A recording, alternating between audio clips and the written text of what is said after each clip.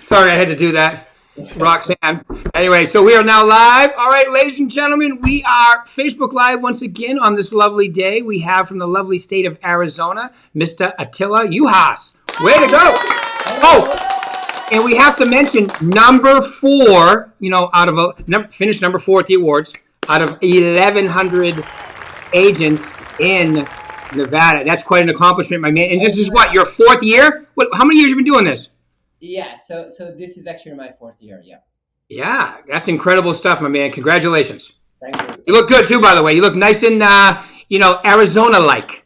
Absolutely. It's gonna be like 96 degrees today. So I went to a broker open yesterday, and it was about 92 degrees outside, and I saw some people dressed up very nicely, and I was just my casual myself, but I have to be comfortable. You, no, you do selling all those homes. What is your what is just that brings me to my first question. What was your average sale price last year? Do you know about what it was? Yeah. So I closed 20 units, yes, last year, and I got close to $20 million. So it was about $1 million per transaction. So up here in North Scottsdale, that's actually a low number right now, just because everything is getting so expensive. So, but yeah, my average sale was about $1 million. Okay, cool. Yeah, I always love the name North Scottsdale. It implies like you're in the north, or it might be a little chillier, but it's not. Well, but also when you look at Scottsdale, it's almost like a long stretch of land, because you start out around Tempe, around McDowell, yeah, Yeah. and it's probably 30, 40 miles long, so it's a very long city. So that's why you try to, like, basically be specific about where you are. So North Scottsdale is kind of north of the 101 freeway, but some people consider it north of Shea. So it just depends on where you are. Yeah, and I remember when I started with the company, AJ, we had two offices. Phil ran the north one, or what was it called back then? Yeah, Cave Creek. Cave Creek, right. And then we had Shirley down here, and then they combined them in that location, which I think is a much better location. Yeah, yeah, it is a Yeah. very nice location. Well, AJ, let's get right to it. Tell them a little about yourself, like what you did before, because I think that's very interesting, and a little about your journey now that you've been in real estate for the beginning of your fourth year. Oh, it's almost like, what haven't I done? So it was kind of funny, because my wife was just celebrating her 15th year anniversary with Hewlett Packard.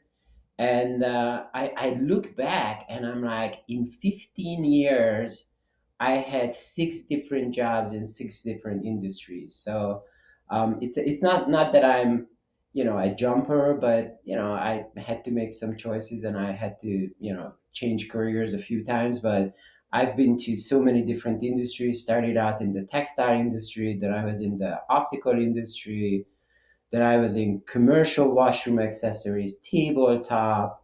Then I was working for the Dial Corporation, and then I was in medical supply sales. So now I'm in real estate. So I've been around, and that's what I told Shirley when I first walked into this office, is that I had a lot of sales and marketing skills, but what I needed help with is really fine tuning my skill set, just to make sure that I transfer some of the techniques and skills that I learned, and just make it useful for the real estate world. And that's why I think Berkshire Hathaway really shines, because I was able to really learn about all the different platforms, and also all the different processes. So Shirley and Phil were just tremendously helpful at the beginning, just to learn about the paperwork, and the different platforms and the different tools that are available to us. So I think really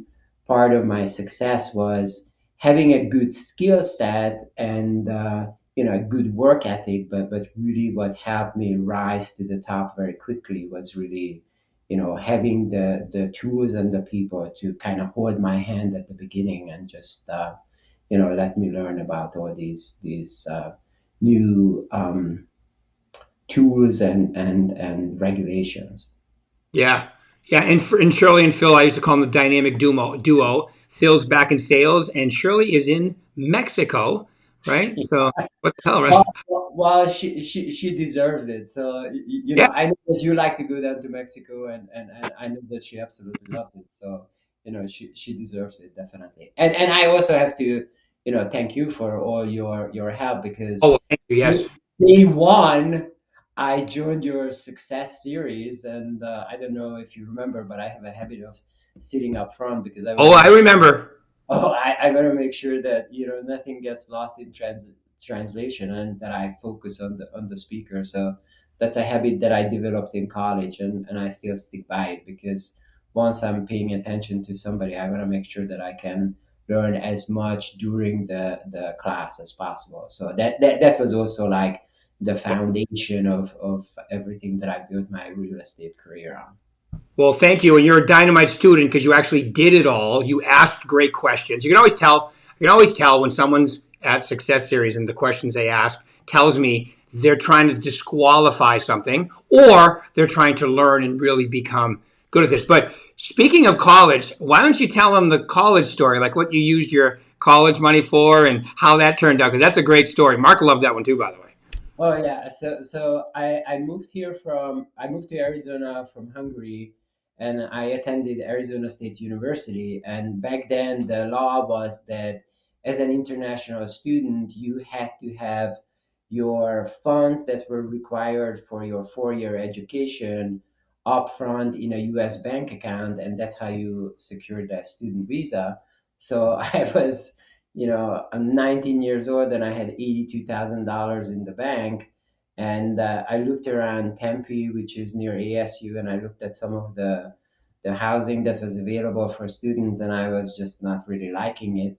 And I decided, well, of course, with my parents' permission, to take $20,000 of my college tuition because once it was deposited and you got your student visa, they really didn't check anymore.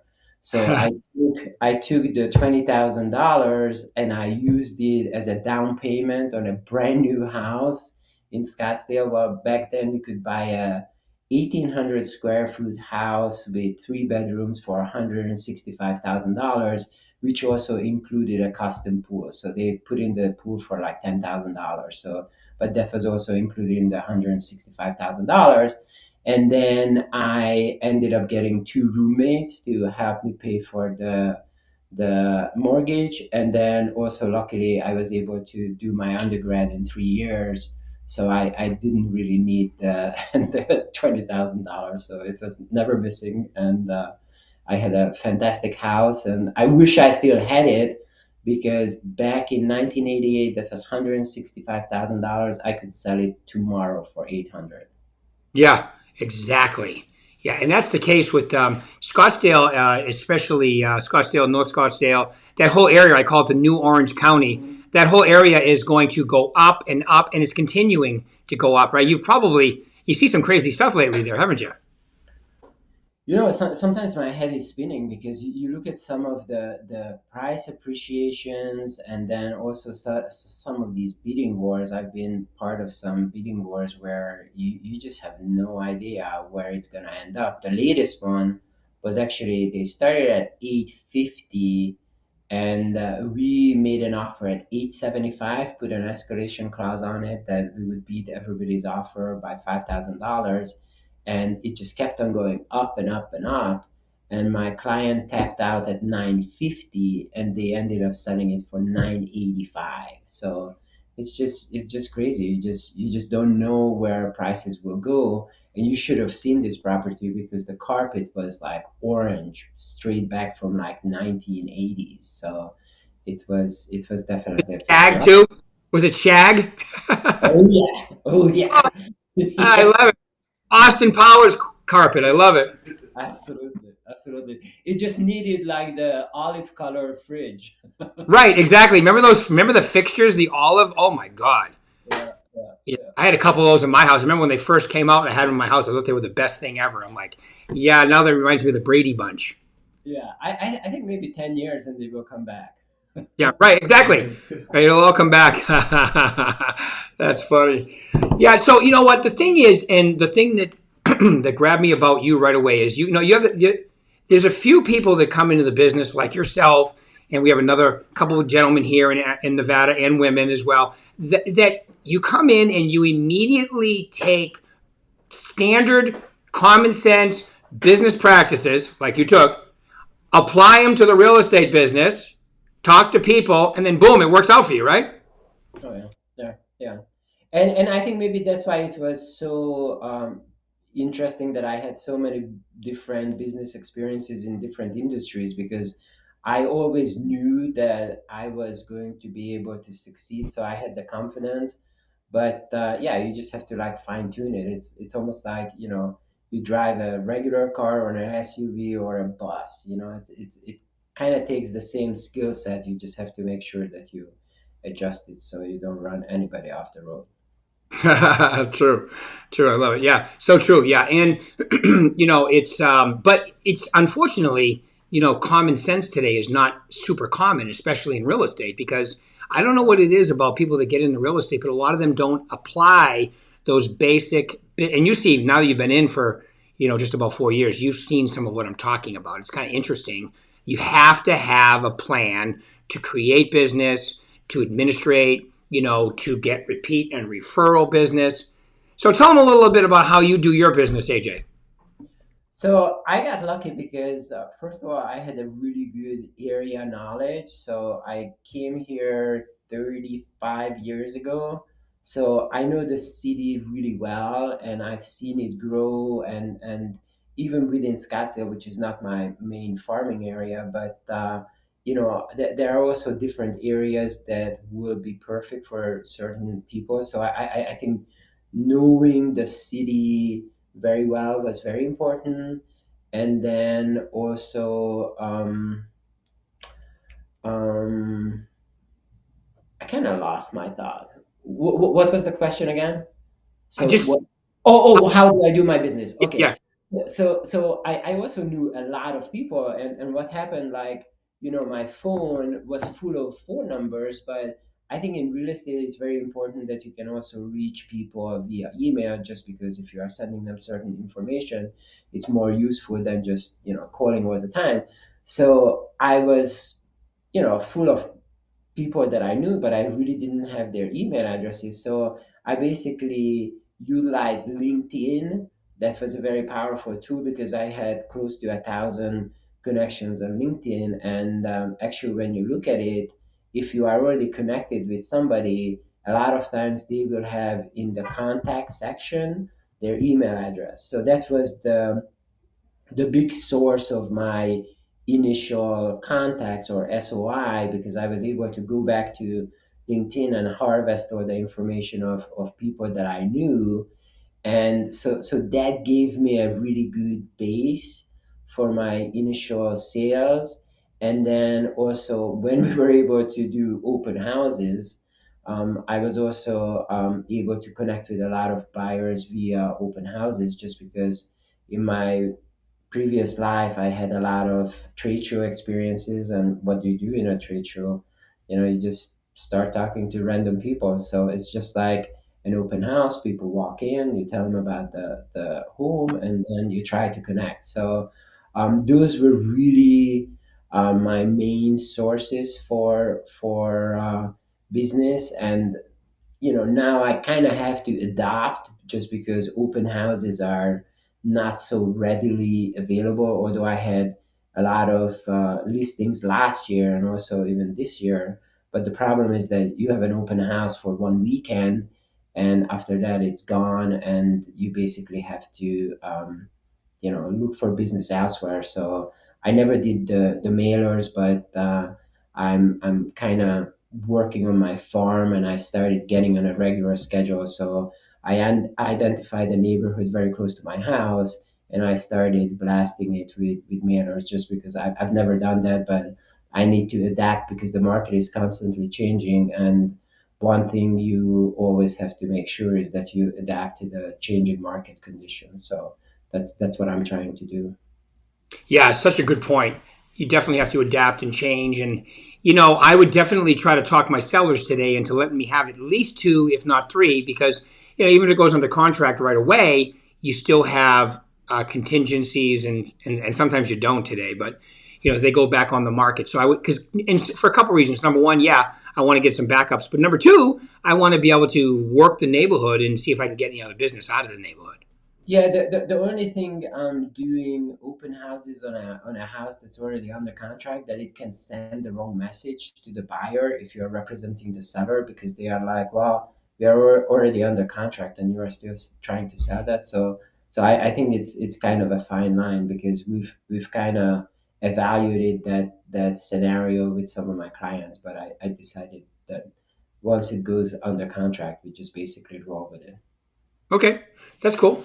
Yeah, it's as long as there's no contingencies, because the thing is that Oh, yeah, there's contingent. You know how that can work out today, because some people. This is the one bad thing I would say, other than if your buyers are looking and they can't find, and that's the frustrating part of the market. But the other part is sometimes the buyer wins the race, and then they go, geez, did I really want to win this race? And the property goes right back on the market. So that's the only thing I've seen the fall through rate change a little bit. I mean, it still closes and sells right away, right? But sometimes it's not always the first contract that keeps it together.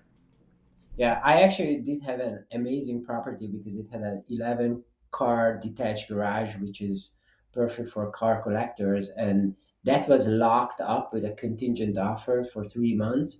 And in February, 2 days before we were supposed to close, it ended up falling out of escrow. And I put it back on the market and immediately got two new offers.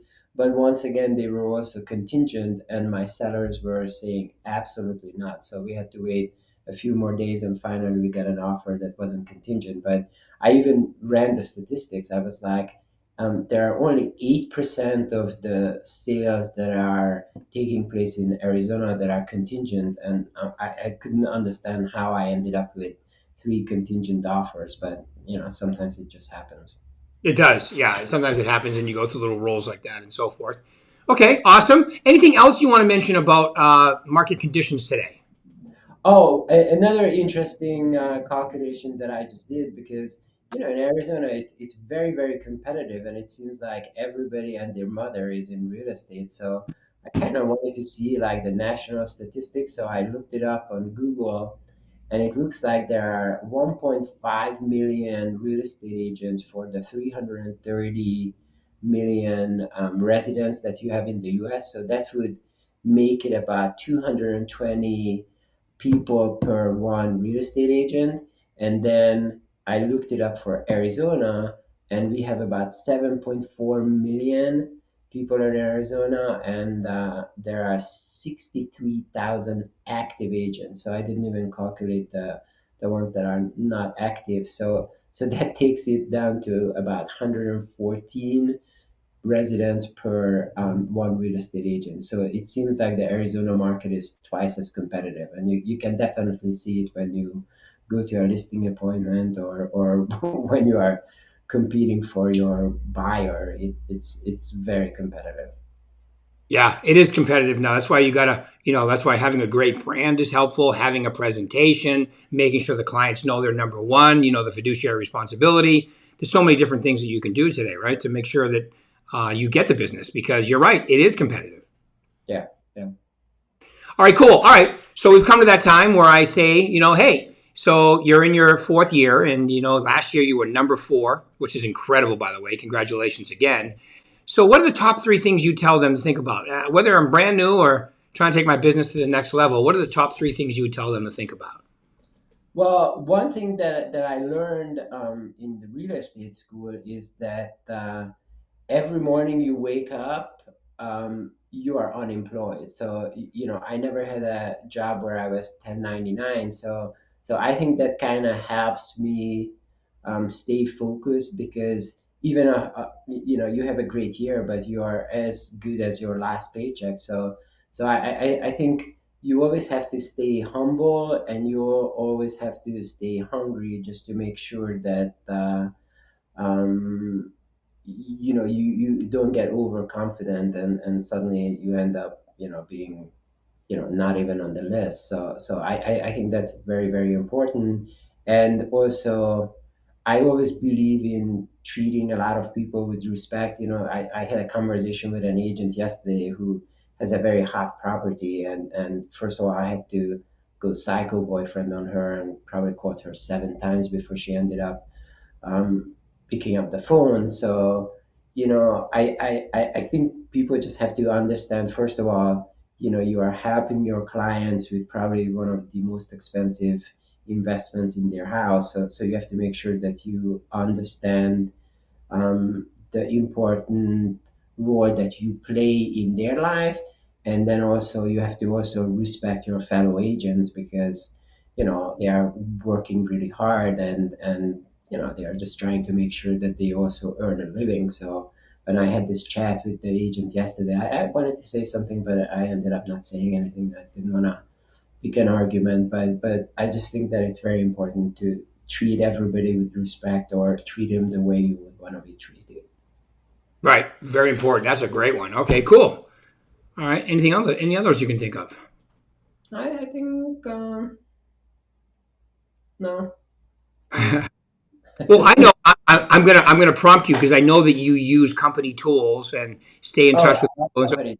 Oh yeah, yeah. you were one of the people that they used to test it out on, right?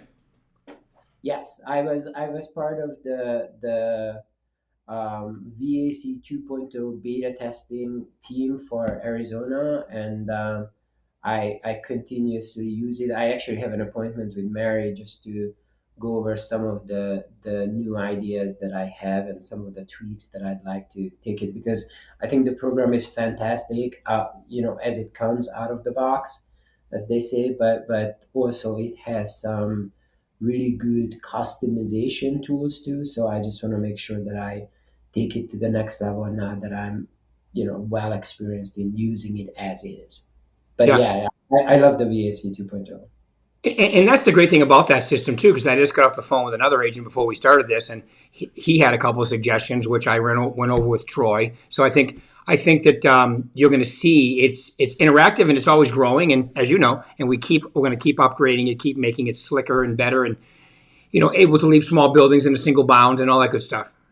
Yeah, and especially the neighborhood report. Like even this morning, I have it set up for most of my clients, but when I'm actively working on somebody, then I also make sure that I also get the reports. So like this morning, some of the reports came through my emails, and it's just amazing to see like how the prices are still going up, or in certain areas, like there was one home that was on the market for 223 days in North Phoenix, and I didn't think that they would be able to sell it because it was overpriced, and also it backed into a road. And when I got the report this morning, I clicked on it and I was like, oh my gosh, that house just sold. So I guess they waited it out and they almost got what they were asking for. So it's just amazing that this information is available to you and you don't even have to worry about it, or even the birthday wishes that go out. I'm really popular with all my friends because I never forget their birthdays. So I just programmed everybody's birthday in, and it goes out, and you just never know Isn't that? what these things are good for. But it's definitely good to stay in touch with people. Oh yeah, definitely, yeah. And honestly, I think that you're good with that stuff, so you're organized about it. Like you said, your business background, these are things you just have to do. In other businesses that realtors forget to do, but you're on it, so that's great. Now, I'm just wondering, since you are the man who knows all the information, the first quarter, because they had their estimates for appreciation in Scottsdale, North Scottsdale this year. Do you know what the appreciation is after the first quarter? I have no idea. I don't either. I don't. It's not out yet. I don't think, but I would guess it's somewhere around. It could be around 8 or 10% already. But it's also so interesting because especially when you have the neighborhood reports, or also the market reports for the different zip codes, it's really interesting to see that certain neighborhoods and certain zip codes are moving to different dynamics, and that's why I think the VAC 2.0 is so powerful, because you cannot generalize, like, yeah, you could say, oh, the market is really hot, but really with the help of the tools that are available and the reports, you can actually fine tune your understanding of certain markets, because it shows you, like, okay, maybe 85255, which is my zip code, that's where the office is and that's where I live. It might be, growing 8 to 10%, as you mentioned, but there could be other areas where, it's even growing more, or I have seen some areas that are not so popular, Right. and it's growing less. So